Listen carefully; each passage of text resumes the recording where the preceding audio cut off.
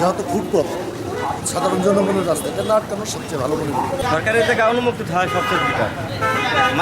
মানিকালা যেটুকু আছে সেটুকুর মধ্যে দোকান করলে জনগণ এটা শান্তি পাবে।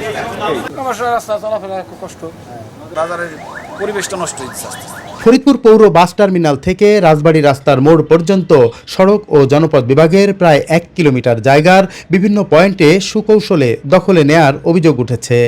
হেলিপোর্ট মার্কেট ও আশেপাশের এলাকায় অর্ধশতাধিক দোকানের সামনের অংশ বাড়িয়ে ওই দপ্তরের জায়গা অবৈধভাবে দখলে নেয়ায় বিপাকে পড়েছেন মূল মার্কেটের ব্যবসায়ী ও পথচারীরা।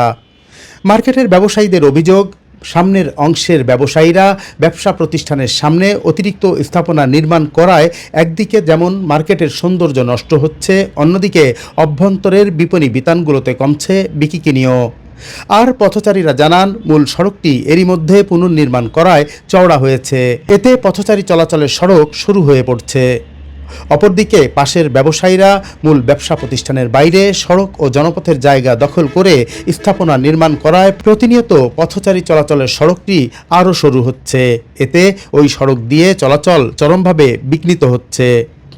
এইভাবে আমি মনে করি যে ফুটপথে যেহেতু সাধারণ জনগণ যে চলাফেরা যে কষ্টটা এটাতে চাষবাসের না থাকাটাই সবচেয়ে উত্তম মনে করি। বাচ্চাগুলো আবার বাজার, এটা যেহেতু বাজার, লোকজন সবসময় যাতায়াত করে। ফুটপথের দোকান যেহেতু ফুটপথ সাধারণ জনগণের রাস্তা এটা না আটকানো সবচেয়ে ভালো মনে করি। সরকারের থেকে অনুমুক্ত থাকা সবচেয়ে দরকার। মানিকালা যেটুকু আছে সেটুকুর মধ্যে দোকান করলে জনগণ এটা শান্তি পাবে। সমস্যা, রাস্তা চলাফেরা খুব কষ্ট।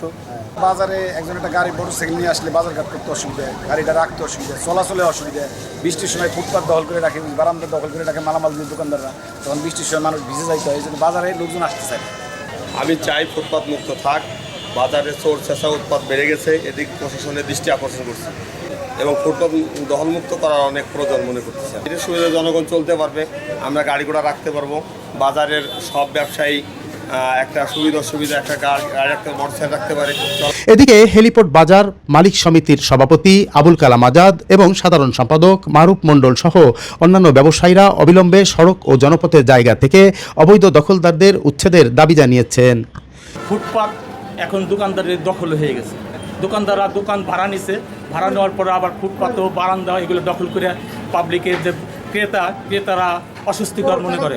এই কারণে এই বাজারে আগের সাথে লোকজন আসা কমে গেছে, ভালো কাস্টমার আসে না, পরিবেশ নাই, সেই ধরনের কোনো পরিবেশ নাই, একটা লোক হাইটে দিতে পারে না, এরকম অবস্থা হয়ে গেছে। এখানে তো প্রায় সিএমবি রোডের পাশে প্রায় 10 ফিট 15 ফিট করে আটকে লাইছে পাবলিক। বাড়াতে হেলিপোর্ট মার্কেটে সামনে দিয়ে জায়গা কমে গেছে, এখন জনগণের চলাফেরা বাজারে ঢোকার মতো পরিবেশ নাই। একটা লোক একটা রিক্সা নিয়ে বা একটা মোটরসাইকেল নিয়ে আসবে, সেই পরিবেশটা নাই। যতটুকু জায়গা আছে তাও অবৈধভাবে দখল করে রয়েছে দোকানদাররা, সামনের দোকানদাররা মাল নিবে, দোকানের মার্কেটের ভিতরে মাল আসবে, কোনো গাড়ি খাড়ানোর জায়গা নাই।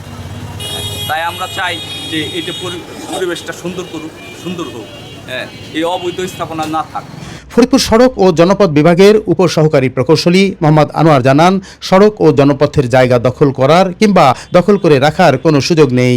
অবিলম্বে সার্ভেয়ার নিয়োগের মাধ্যমে সীমানা চিহ্নিত করে অবৈধ দখলদারদের উচ্ছেদের মাধ্যমে সড়ক ও জনপথের জায়গা দখলমুক্ত করা হবে। সড়ক ও জনপথের জায়গায় অবৈধভাবে দখল করে রাখার কোনো সুযোগ নেই। যদি কেউ অবৈধভাবে সড়ক ও জনপথের জায়গা দখল করে থাকে, তাহলে আমরা সার্ভেয়ারের মাধ্যমে সীমানা নির্ধারণ করে প্রশাসনের সহযোগিতায় অবৈধ উচ্ছেদ অব্যাহত থাকবে ইনশাআল্লাহ। ফরিদপুর সদর উপজেলা নির্বাহী কর্মকর্তা মেশকাতুল জান্নাত রাবেয়া এ বিষয়ে সংশ্লিষ্ট দপ্তরের সাথে সমন্বয় করে দ্রুত ব্যবস্থা নেয়ার আশ্বাস দিয়েছেন। মনিরুল ইসলাম টিটু, ৭১, ফরিদপুর।